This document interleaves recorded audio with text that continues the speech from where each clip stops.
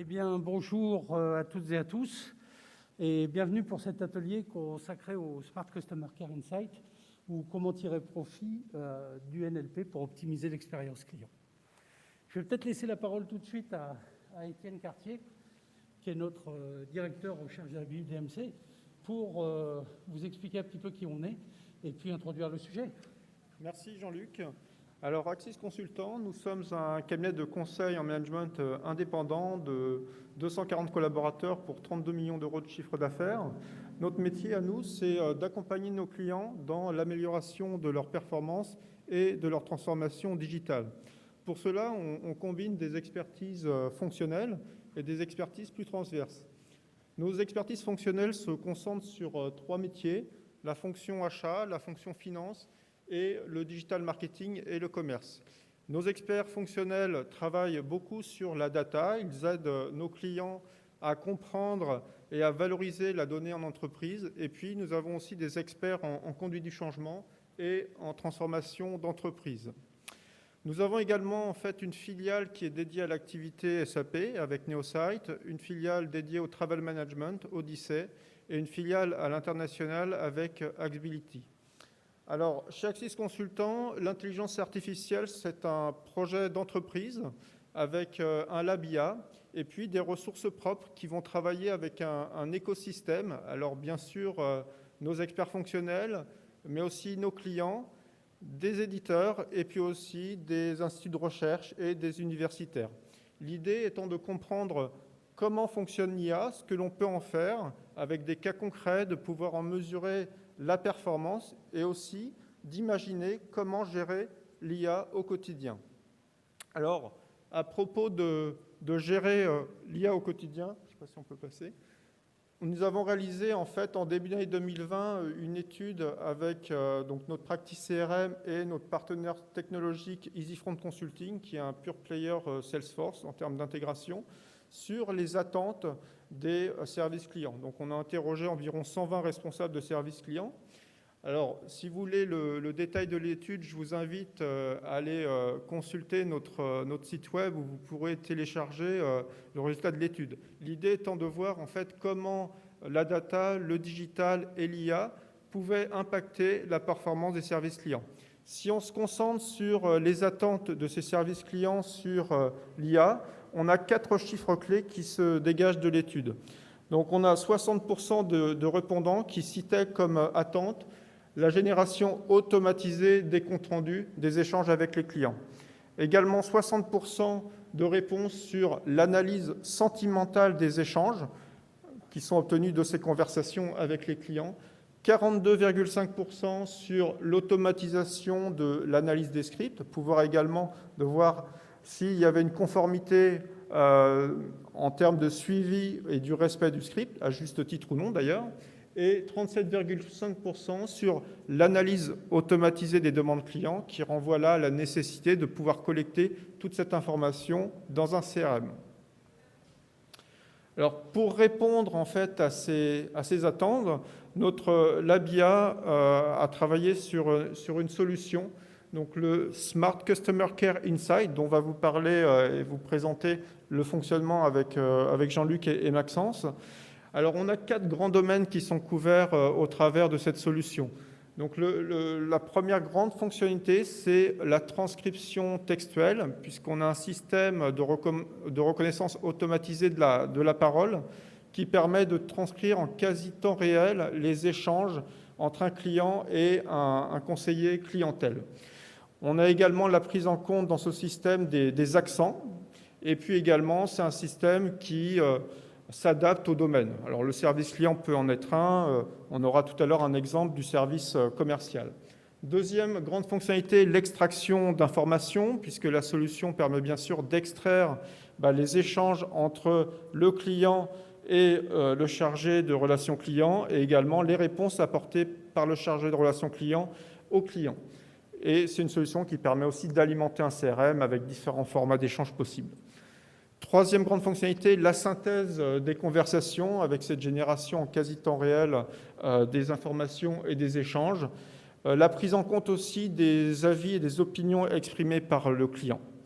Quatrième fonctionnalité, l'analyse des conversations avec l'identification des attentes du client, le respect du script et l'analyse des sentiments.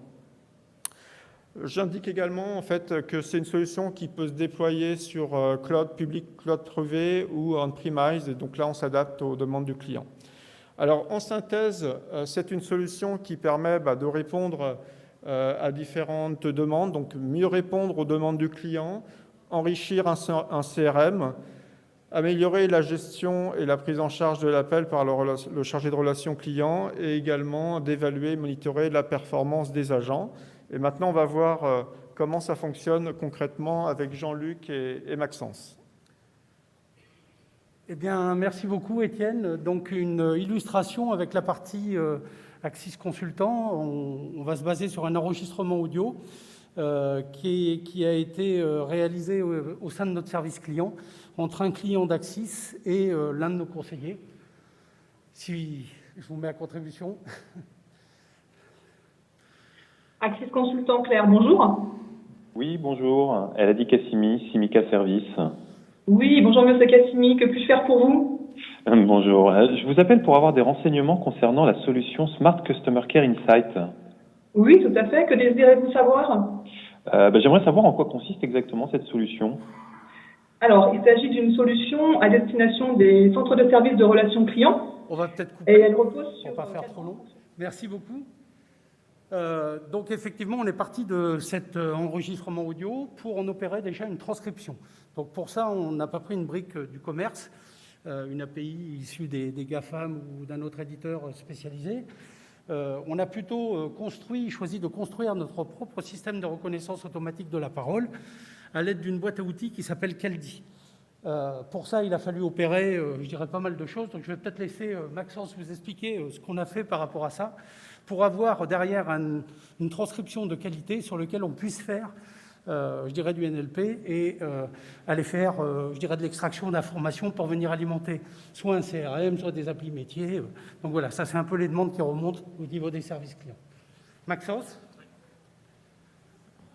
Ici, en fait, on a entraîné notre SRAP avec des corpus de documents et on s'est appuyé sur différents corpus, un corpus maison composé de 160 heures retranscrites maison de conversation chez Axis Consultant et de corpus open source qui viennent de chez Mozilla, qui s'appelle Common Voice et qui lui-même est composé de 260 heures. Alors je précise, ce sont exclusivement des enregistrements en français et c'est un SRAP exclusivement français. Je laisse continuer.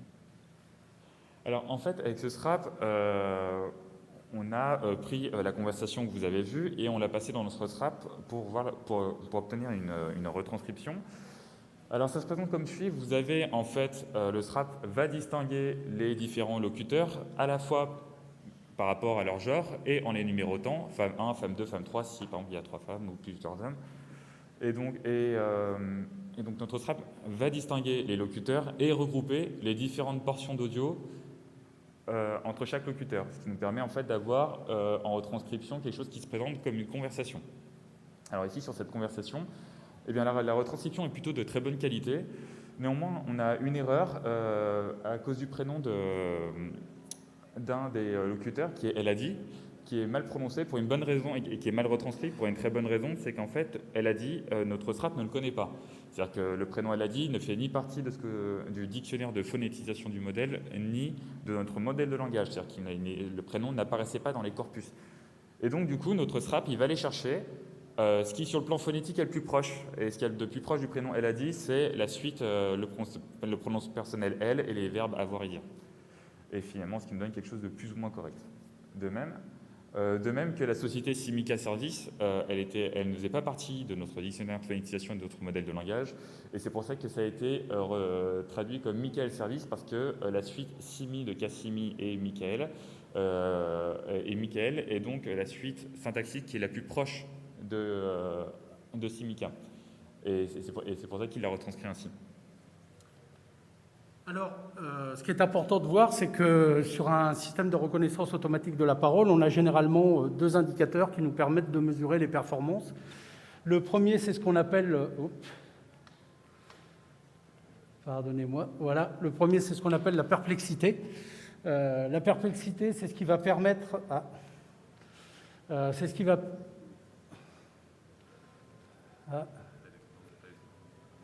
Oui, je sais pas, il y a un petit... Hop, je reviens en arrière. Ah, il tient pas. Tac. Ah oui, mais ça déconne. Pardonnez-moi.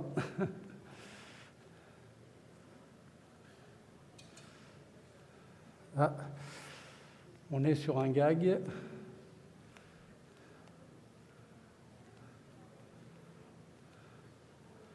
Voilà, on va y arriver. Non, il ne tient pas. Ah, il défile, il n'y a pas un petit souci. Bon, c'est pas grave. La perplexité est un élément qui nous permet de mesurer la qualité du modèle de langage. Par rapport à la taille de notre vocabulaire, on est entre 40 et 400. Ici, on affiche un taux à 45, ce qui fait qu'on a un modèle de langage qui est plutôt de bonne qualité. L'autre taux qu'on utilise pas mal, c'est ce qu'on appelle le WER, ou le taux d'erreur de mots, c'est-à-dire le nombre de mots qui ne sont pas reconnus lors de la phase de transcription automatique. Donc cet élément-là, c'est quelque chose d'assez important, puisque si on est à plus de 30% au niveau de ce taux d'erreur, on considère que la discussion est quasiment, je dirais, illisible. Donc la transcription est quasiment illisible. Si on est au-dessous de 20%, on a plutôt affaire à une transcription de bonne qualité. Sur cet exemple-là, on est à 12%, donc ça veut dire qu'on est relativement correct par rapport, je dirais, à la transcription qui est faite. C'est sympa. Merci. Alors là, par contre, si... Ah. On va y arriver. Tac.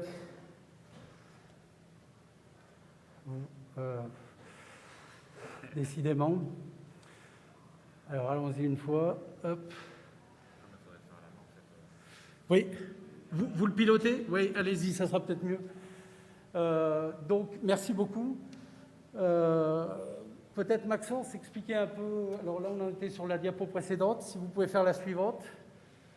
Voilà, encore la suivante. Merci. Si tu peux expliquer comment, finalement, on a pu corriger, je dirais, le problème de LAD, Cassimi, Simica Service, et puis peut-être enchaîner avec... Oui, bien sûr. Alors en fait, simplement, ce qu'on a fait, c'est qu'on a à la fois enrichi ce qu'on appelle le dictionnaire de phonétisation. On a appris à notre modèle à prononcer les termes LAD, à prononcer les termes Simica Service. Et de même, on a enrichi notre corpus de documents qui sert à construire un modèle de langage avec des exemples de phrases où apparaissent les prénoms LAD, apparaissent Simica Service, pour qu'il y ait du contexte langagier, pour que le modèle, statistiquement, il arrive à s'approcher de ces expressions phonétiques. Et après ajustement du coup de nos corpus et de notre dictionnaire de phonétisation et réentraînement du SRAP, ça nous a permis de corriger ce problème-là, voilà, et d'avoir LAD Simica Service qui soit correctement retranscrit. Alors, on va vous présenter quelques techniques assez classiques en traitement du langage qu'on utilise dans le cadre de notre solution. Donc, par exemple, la reconnaissance d'entités nommées, qui en fait consiste en fait, l'idée de la reconnaissance d'entités nommées, c'est d'aller identifier des catégories de mots ou de familles de mots qui soient dans un groupe, par exemple le groupe des personnes, le groupe des marques, le groupe des localisations. Et Spacy, c'est un outil qu'on utilise pour ça et qui nous permet ensuite d'aller identifier assez facilement, par exemple, Claire comme étant un prénom, LAD Cassimi ou Monsieur Cassimi comme étant des personnes. Et de même, Axis Consultant ou Simica Service comme étant des marques commerciales. C'est une brique toute prête à l'emploi. On n'utilise pas que celle-là. On la complète avec d'autres choses. Mais en tout cas, c'est un outil qui est bien utile. Voilà.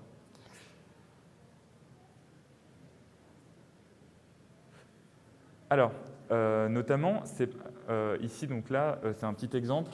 Alors, c'est par rapport à ces briques Spacy qui nous permet de faire de la reconnaissance d'identité nommée, qu'on va être capable d'identifier dans les conversations les noms, par exemple, des locuteurs dans le cadre d'un centre d'appel. Par exemple, quand un opérateur se présente, Assist Consultant Claire, bonjour, on va identifier Claire comme étant le prénom et la personne qui se présente ensuite, on va pouvoir identifier son prénom, ce qui va nous permettre de pouvoir dénommer clairement les locuteurs. Et c'est comme ça qu'on a pu modifier ensuite la liste des locuteurs, Claire et elle a dit. Voilà. Quelques mots si tu veux. Alors, je vais prendre le relais. La deuxième grande fonctionnalité, effectivement, du Smart Customer Care Insight, c'est la possibilité d'établir une synthèse des conversations.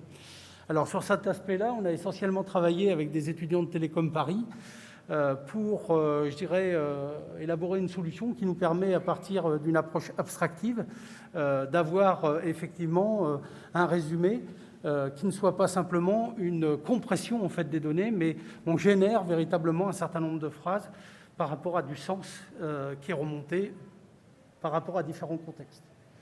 Alors, ce qu'on va peut-être faire, je vais peut-être te repasser la parole pour expliquer un peu qu'est-ce qu'on extrait et qu'est-ce que ça peut donner.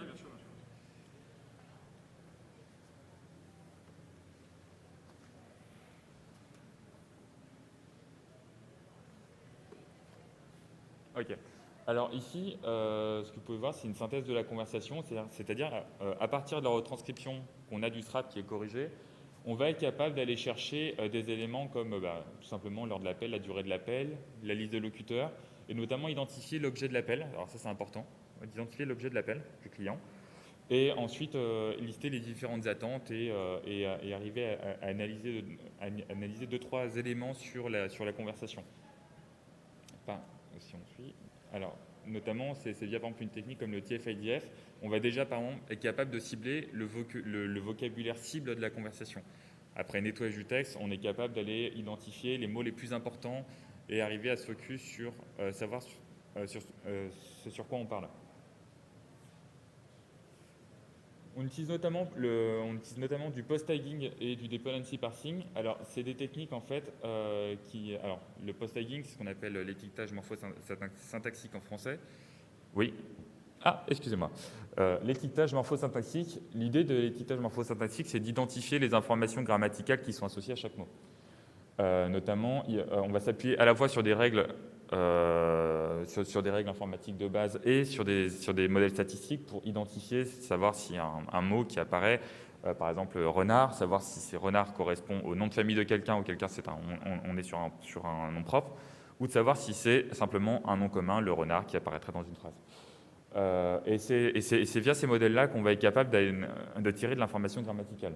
Notamment c'est aussi en s'appuyant sur le dependency parsing. Alors, cette méthode-là, l'idée, ça va être d'identifier les compléments d'objets directs et indirects qui sont associés à des verbes.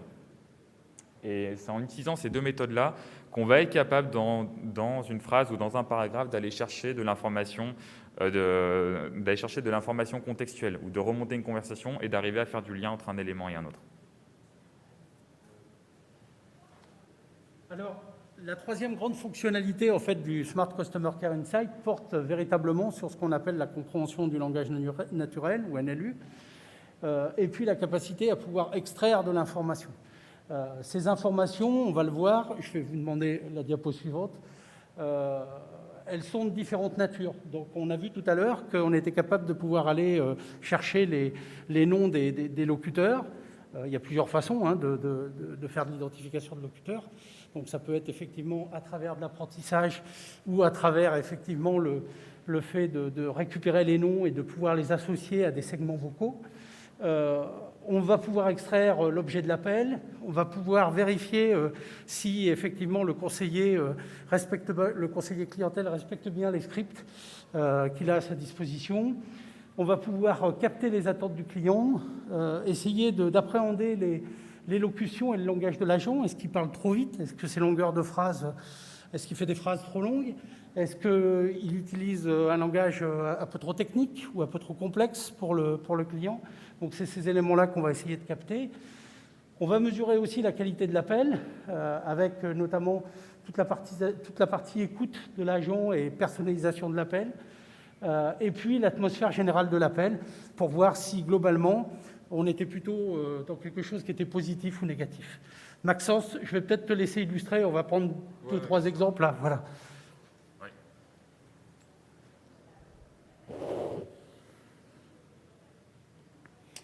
Alors, je vous parlais tout à l'heure, je vous ai présenté quelques éléments et quelques techniques en traitement du langage qui nous permettent d'aller chercher de l'information de façon un peu intelligente. Et ça, on s'en sert notamment pour arriver à identifier l'objet de l'appel dans une conversation. Par exemple, si un conseiller prononce une phrase du type « Que puis-je faire pour vous ?», on va aller se focus sur la réponse du client afin d'identifier ce qui correspond apparemment à l'objet de son appel. Donc en l'occurrence, avoir des renseignements par rapport à Smart Customer Care Insight.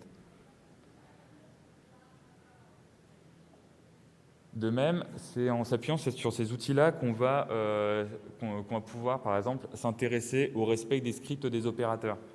Par exemple, en général, dans les centres d'appel, les opérateurs présentent le nom de leur société, leur nom à eux, et disent bonjour souvent. C'est souvent ce qui suit. Et par exemple, on peut identifier le niveau de respect de ces scripts. Par exemple, si c'est simplement le nom de la société bonjour, ou le nom de la société, le nom de l'opérateur et bonjour, et ainsi de suite. Et de même pour les salutations à la fin, par exemple. Alors de même, concernant les attentes du client, on va par exemple identifier l'ensemble des attentes du client et on va ensuite chercher à savoir si par exemple l'opérateur s'est assuré d'avoir répondu à l'ensemble des attentes du client ou par exemple s'il n'y a pas répondu, de savoir s'il lui propose de le rappeler plus tard. Voilà. Un autre outil qu'on a mis au point dans notre offre, c'est notamment s'intéresser à l'élocution de l'agent et notamment sa vitesse d'élocution. On utilise pour ça une mesure qui s'appelle le débit syllabique, qui est tout simplement qui correspond au nombre de syllabes prononcées en moyenne par seconde. Et cette mesure, elle va nous permettre de tirer des graphes pour savoir si, en général, l'opérateur a un débit relativement stable dans sa façon de parler et identifier s'il y a des moments où son débit est trop lent ou trop rapide. Et enfin, une autre dimension concernant notre offre, c'est celle des émotions, et on s'intéresse notamment à identifier, identifier le ton de l'opérateur, afin de pouvoir le qualifier comme étant par exemple chaleureux ou froid ou distant. On s'appuie pour ça sur des modèles issus du machine learning et du deep learning qu'on a entraînés et qui nous permettent d'arriver à catégoriser ensuite les différentes portions de la conversation. Alors, la dernière grande fonctionnalité du Smart Customer Care Insight porte sur ce qu'on appelle l'analyse sentimentale, je dirais, des conversations. En fait, il faut plutôt voir ça sous la forme d'un déroulement émotionnel de la conversation. Et dans cet exemple-là qu'on a choisi d'illustrer, on vous parle plutôt de la polarité. C'est-à-dire, est-ce qu'on est plutôt positif, négatif, et comment ça évolue naturellement au fur et à mesure de la discussion et au fur et à mesure de la réponse aux attentes, je dirais, du client. Maxence, si tu veux dire deux mots. Oui, bien sûr. En fait, ce que vous avez ici, c'est un graphe d'émotion.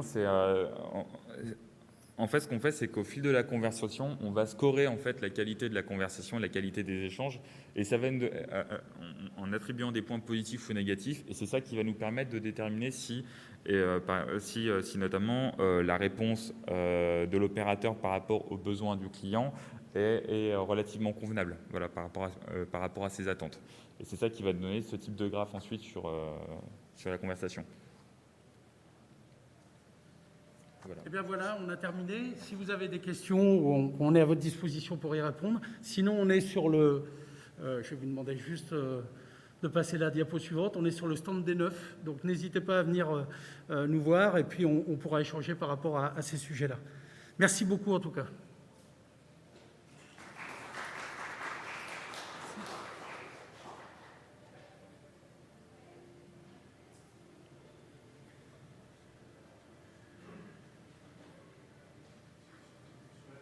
Oui.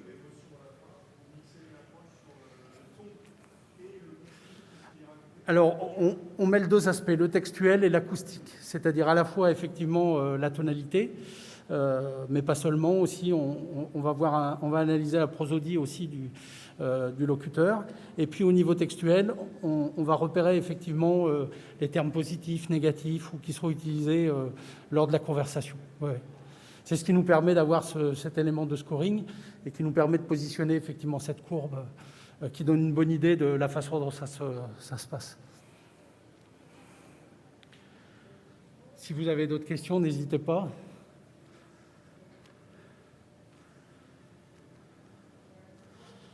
Alors c'est quelque chose qu'on lance aujourd'hui sur le salon, hein, c'est vraiment, on fait l'annonce ici.